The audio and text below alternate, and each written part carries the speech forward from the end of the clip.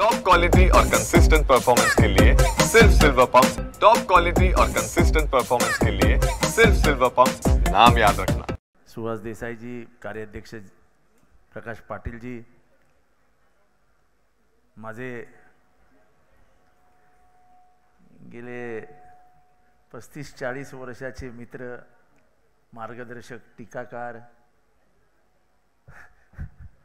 श्रीयुत अनिल थत्तेजी, दयानंद नेनेजी, आमच्या घाकताई, साबिया मॅडम, बाकी सगळेच मान्यवर, शिलू, गजा, हिरा पाटील, राजपंखे, खारकर आणि उपस्थित बंधू भगिनींनो आणि माझ्या बालमित्रांनो, वाढदिवसाचं औचित्य साधून हा विद्यार्थ्यांचा सोहळा आयोजित दरवर्षी करण्यात येतो। वाढदिवस तसा म्हणजे एक आनंदाचा दिवस असतो, पण ही लक्षात घ्या, वय वाढत असतं।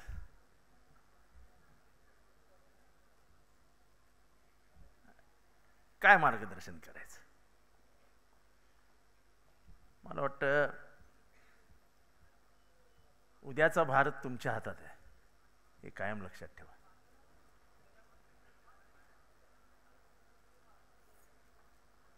तरुणांनीच भारताला स्वातंत्र्य मिळवून दिलं,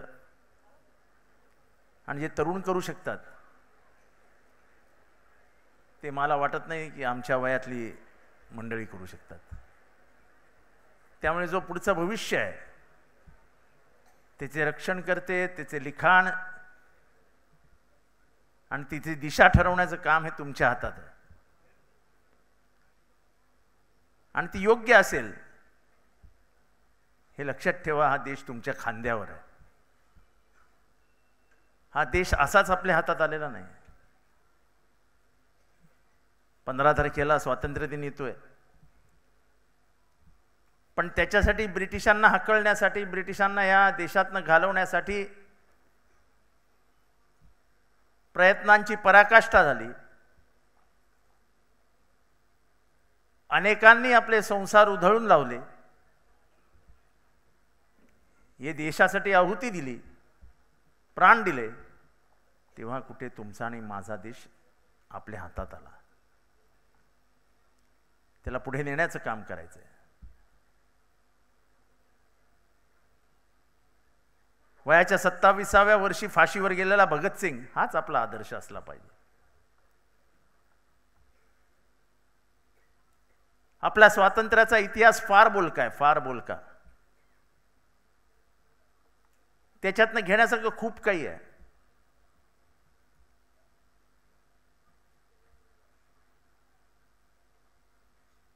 पूर्णपणाने शस्त्रांनी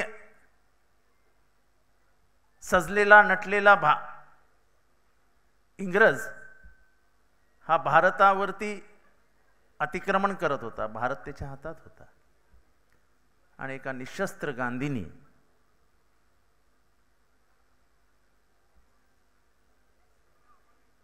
त्या ब्रिटिशांना इथनं घालवण्यासाठी भारतीयांना एकत्र केलं।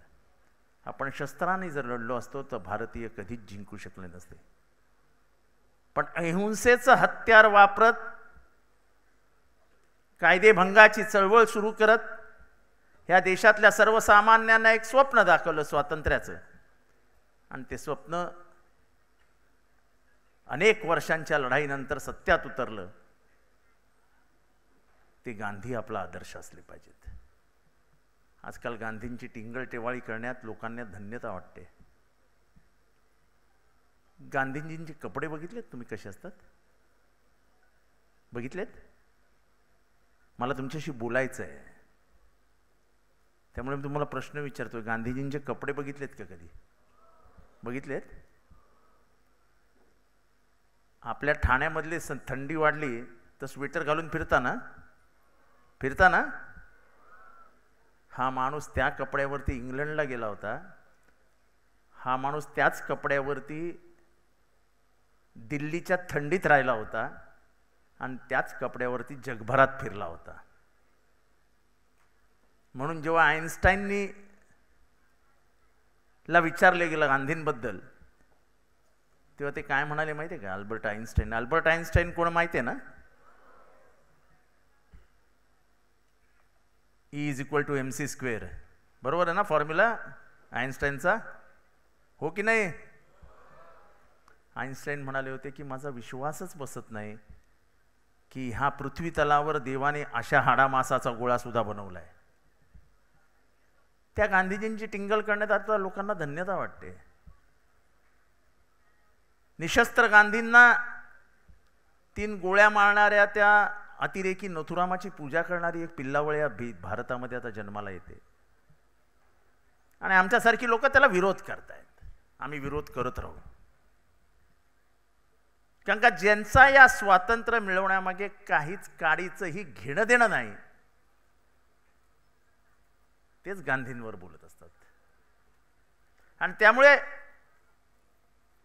उठसूट नेहरूंवर बोलायचं. मला माहित नाही तुम्हाला नेहरूंचा अभ्यास वगैरे इतिहासाच्या पुस्तकांमध्ये आता नेहरू आहेत का? नेहरूंना काढून टाकले आहेत का? नेहरू तुमच्या पानांवर आहेत? आहेत का नाही आहेत? काढले? जरा नेहरूंबद्दल वाचा. नेहरूंचे वडील अतिशय श्रीमंत होते. ते अतिशय श्रीमंत होते. पण या स्वातंत्र्याच्या लढ्यामध्ये 3165 दिवस हा माणूस जेलमध्ये राहिला. अतिशय हुशार, भाषेवरती प्रचंड पकड. त्यांनी आपल्या मुलीला लिहिलेली पत्र, माय लेटर्स टू इंदिरा, हे पुस्तक कधीतरी वाचा. आणि त्यांनी अहमदनगरच्या जेलमध्ये असताना लिहिलेलं पुस्तकाचं नाव काय? तत्ते साहेब,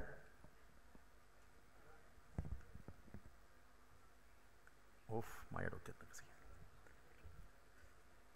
त्यांनी एक पुस्तक लिहिलंय नेहरूंनी,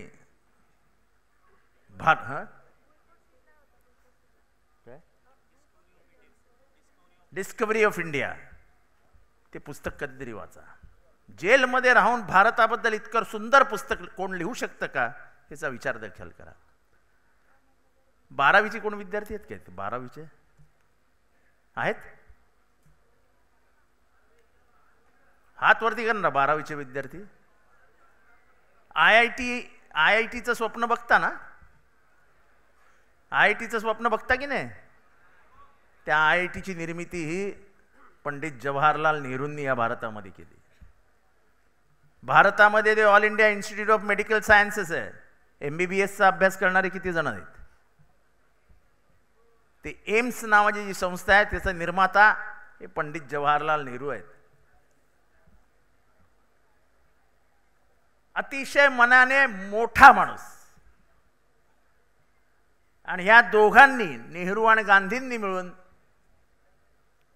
ह्या देशामध्ये परिवर्तन करण्यासाठी, या देशाला योग्य ती दिशा देण्यासाठी आणि या देशामध्ये कायद्याचं राज्य स्थापन करण्यासाठी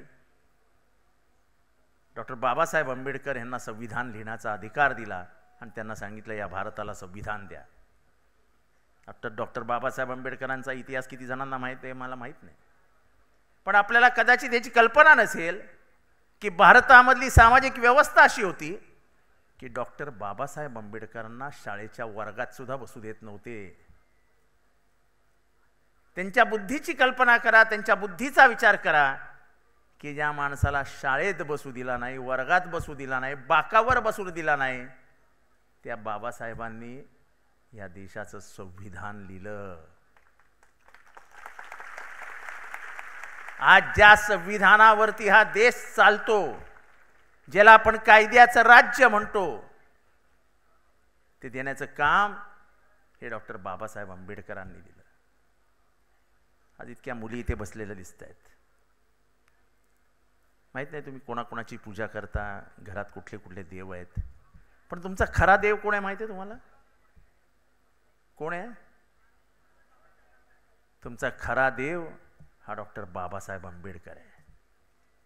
महिलांना इस्टेटीमध्ये वाटा मिळाला पाहिजे, महिलांना त्यांचे अधिकार मिळाले पाहिजेत. महिला आणि पुरुषांमध्ये असमानता असता कामा नाही, त्या समानच असल्या पाहिजे. हे कायद्याने प्रस्थापित करण्याचं काम हे डॉक्टर बाबासाहेब आंबेडकरांनी केलं. मॅटर्निटी लिव्ह, म्हणजे आता ह्याच्या पुढे जाल तेव्हा तुम्हाला समजेल मॅटर्निटी लिव्हचा अर्थ. एवढ्यात काय विचार करू नका. पण तुमच्या आई वडिलांना विचारा, वडिलांना 8 तास नोकरी करावी लागते, पण त्यांनी 8च तास केली पाहिजे, हे कायद्याने स्थापित कोणी केलं? हे डॉक्टर बाबासाहेब आंबेडकरांनी लिहिलं. नाहीतर 24-24 तास काम करून घ्यायचे. रविवारची सुट्टी कोणी दिली? डॉक्टर बाबासाहेब आंबेडकरांनी दिली. पण ह्या मागे, त्यांच्या ह्या विचारांमागे त्यांचा आदर्श कोण होता? महात्मा ज्योतिबा फुले आणि सावित्रीमाई. हा मागे फोटो आहे. स्त्रियांना घराच्या बाहेर येऊ देत नव्हते. स्त्रियांना शिक्षणापासून वंचित ठेवण्यात आलं होतं. स्त्रिया सोडा, पण तुम्ही आणि मी ज्या समाजातनं येतो, ज्या बहुजन समाजातनं येतो, त्या बहुजन समाजाला शाळेची दारच उघडी नव्हती. मला माहित नाही तुम्हाला माहिती आहे की नाही, पण मी माझ्या घरातलं सांगतो. माझ्या घरातले माझे वडील हे पहिले शिकलेला माणूस, त्याच्यानंतर मी दुसरा. त्याच्या आधीच्या पिढ्या अशिक्षित होत्या, कारण का शिक्षणच नाही. शिक्षणापासून 90% समाजाला वंचित ठेवण्याचं काम या भारतामध्ये झालं. तो भारत बदलण्याचं काम जर कोणी केलं असेल, तर आपण ज्या विचारांना आपला आदर्श म्हणतो, ते तीऊष, फुले, शाहू, आंबेडकर या चौघांचे विचार या महाराष्ट्राला बदलण्याला कारणीभूत झाले, ज्याला आपण पुरोगामी महाराष्ट्र म्हणतो. आणि म्हणून या पुरोगामी महाराष्ट्राची आपल्याला लढाई लढावीच लागेल. आणि म्हणून हे मी का सांगतोय, तर तुम्हाला एक कळलं पाहिजे, महाराष्ट्र असाच बनलेला नाहीये. अनंत अडचणींना सामोरे जाऊन सावित्रीमाई शाळेत शिकवायला जायची, महिलांना गोळा करायची, स्त्रियांना गोळा करायची, मुलींना गोळा करायची. आणि इथले मनुवादी, इथले काही त्यांचे विरोधक, जे समाजातल्या स्त्रियांना शिकायचंच नाही, आमच्या शास्त्रांनी त्यांना परवानगीच दिलेला नाही, असं म्हणत त्यांना शेण मारलं, त्यांना दगडं मारली, त्यांचा खून करण्याचा प्रयत्न केला. पण ह्या दाम्पत्याने हिमतीने परिवर्तन घडवलं. आणि म्हणूनच या देशातले पहिले समाजसुधारक कोण, असा इतिहास जेव्हा प्रश्न विचारतो, तेव्हा पहिलं नाव समोर येतं महात्मा ज्योतिबा फुले यांचं. आणि म्हणून माझ्या मित्रांनो, महाराष्ट्र हा समाजसुधारकांचा देश आहे, प्रदेश आहे, असं भारतात अभिमानाने सांगितलं जातं. आमच्याकडे शाहू येऊन गेले, आमच्याकडे फुले येऊन गेले, आमच्याकडे शिवबा आले. भारतातली जातव्यवस्था नष्ट करण्याचं काम जसं शिवबांनी केलं, जसं शाहूंनी केलं, जसं फुलेंनी केलं, पण त्याला कायद्याचा अधिकार जर कोणी दिला, तर डॉक्टर बाबासाहेब आंबेडकरांनी दिला. आणि म्हणून येणाऱ्या काळात तुम्ही काय शिकाल मला माहीत नाही, याची कल्पना नाही मला, कारण का शाळेत आता नवीन नवीन धडे येतील. सगळं जुना इतिहास पुसला जाईल कदाचित, पण इतिहास पुसता येत नाही. इंग्रजीमध्ये नेहमी म्हटलं जातं, हिस्ट्री रिपीट्स इटसेल्फ. इतिहासाची पुनरावृत्ती होत असते, इतिहास पुसता येत नाही. इतिहासातनं धडे घ्यायचे असतात आणि इतिहासातनं शिकून पुढे जायचं असतं. भारताचा इतिहास शिकण्यासारखा आहे, भारताचा इतिहास आत्मसात करण्यासारखा आहे आणि तो आत्मसात करून पुढे जाण्यासारखा आहे. आणि म्हणून तुमच्याशी अधिक न बोलता मित्रांनो, मिळालेल्या संधीचा वापर करा, आईवडिलांचा सन्मान करायला शिका. हे इतरत्र गावभर जाऊन पायाला हात लावता ना, ते बंद करा. हा नेता दिसला लाव पायाला हात, तो नेता दिसला लाव पायाला हात. पाय फक्त एकाचेच पडायचे असतात, आई वडील आणि देव. कारण का ते आई वडीलच तुमच्यासाठी झटत असतात, तेच तुमच्यासाठी मेहनत करत असतात, तेच तुमच्यासाठी घाम गाळत असतात. आणि तेच एक स्वप्न बघत असतील की माझा बालक, माझी बालिका, माझा मुलगा, माझी मुलगी मोठी झाली पाहिजे, शिकली पाहिजे, डॉक्टर झाली पाहिजे, इंजिनियर झाली पाहिजे, ती पुढे गेली पाहिजे, IAS झाली पाहिजे, IPS झाली पाहिजे. आज अनंत दरवाजे उघडे आहेत. आपल्याला अभिमान वाटला पाहिजे की पहलगामच्या हल्ल्यानंतर जेव्हा आर्मीचं आपलं आक्रमण सुरू झालं, तेव्हा त्याचं नेतृत्व करण्याची जबाबदारी 2 महिलांवर आली, व्योमिका सिंग आणि सोफिया कुरेशी. पण हेही लक्षात ठेवा की त्यांना आर्मीमध्ये स्थान हे माझे नेते श्री शरद पवार हे जेव्हा या देशाचे संरक्षण मंत्री होते तोपर्यंत महिलांना सैन्यामध्ये स्थान दिलं जात नव्हतं. 91 साली त्यांनी जेव्हा म्हणजे ते जेव्हा संरक्षण मंत्री झाले तेव्हा त्यांनी निर्णय घेतला की जर महिला घरची लढाई लढू शकतात तर या देशाची लढाई का लढू शकत नाही. आणि पहिल्यांदा निर्णय झाला की देशाच्या सैन्यामध्ये पायलट असो, भूदलामध्ये असो, नौसेनेमध्ये असो, आपल्या महिलांना अधिकार मिळाले पाहिजेत. आणि त्याचीच परिणिती म्हणजे व्योमिका सिंग आणि सोफिया कुरेशी हे असे परिवर्तनवादी नेते आहेत. परिवर्तन हा नैसर्गिक नियम आहे आणि त्या नैसर्गिक नियमाला आपण मान्यता दिलीच पाहिजे. आपण जर तसेच राहिलो स्टॅग्नंट तर आयुष्यात पुढे जाऊ शकत नाही. जीवनात बदल घडला पाहिजे. बदल अपेक्षितच असतो, तो निसर्गाचा नियम आहे. सूर्य उजडणार, सूर्य खाली जाणार, चंद्र येणार, चंद्र खाली जाणार, ढग येणार, पाऊस पडणार. पण म्हणून काय पाऊस पडतच राहणार नाही. ढगही जाणार, पाऊसही जाणार. तसंच जीवनातले आहेत. आज सुखाचे दिवस आहे, उद्या दुःखाचे येतील, पण दुःखाचे दिवस जाऊन सुखाचे दिवस येणारच हे मनात कायम खुणगाट बांधूनच दिवस काढावे लागतात. Nothing is permanent. Nothing is permanent. एक कधी गाणं ऐकलं तर ऐका. याद रख सिकंदर के हौसले तो आली थे, जब गया था दुनिया सो दोनों हात खाली थे. आपण काहीच घेऊन आलेलो नाही आणि काहीच घेऊन जाणार नाही. आणि मी उघड्या हातानेच लढाई लढायला शिका. आणि म्हणून स्वप्न एकच ठेवायचं की माझ्या जन्मदात्या आईवडिलांना मी सुखी ठेवीन, माझा देश पुढे नेण्यासाठी मी प्रयत्न करीन आणि स्वतःचं भविष्य स्वतःच्या हाताने घडवीन. एवढ्याच तुम्हाला शुभेच्छा देतो. हे भविष्य घडवण्यासाठी जिथे जिथे आमच्यासारख्यांची मदत लागेल, जिथे जिथे म्हणून तुम्हाला आधाराची गरज लागेल, तिथे तिथे हा तुमचा जितेंद्र आव्हाड सगळ्या आपल्या या सैन्याचं तुमच्याबरोबर उभा आहे एवढी खात्री बाळगा.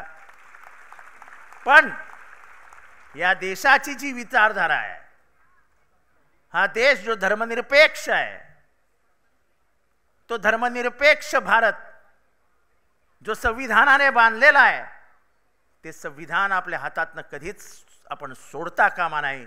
संविधानाचा बचाव प्राणपणाने करा, कारण का त्यातच तुमचं हित लपलेलं आहे. तुमच्या हिताच्या आड येणारा माणूस हा संविधान विरोधी आहे. जो संविधान विरोधी आहे तो तुमच्या हिताचा आड येणार आहे. हे खास करून मी महिलांना सांगतोय, इथल्या बहुजनांना सांगतोय. बहुजनांनो जागे व्हा.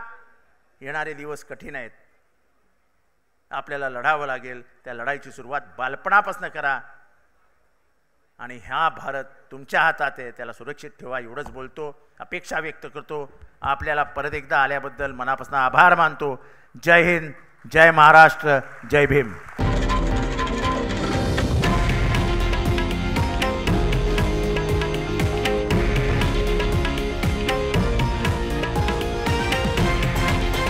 हे आहे देशातील नंबर 1 न्यूज नेटवर्क आणि आपण पाहत आहात TV9 मराठी, एकमेव.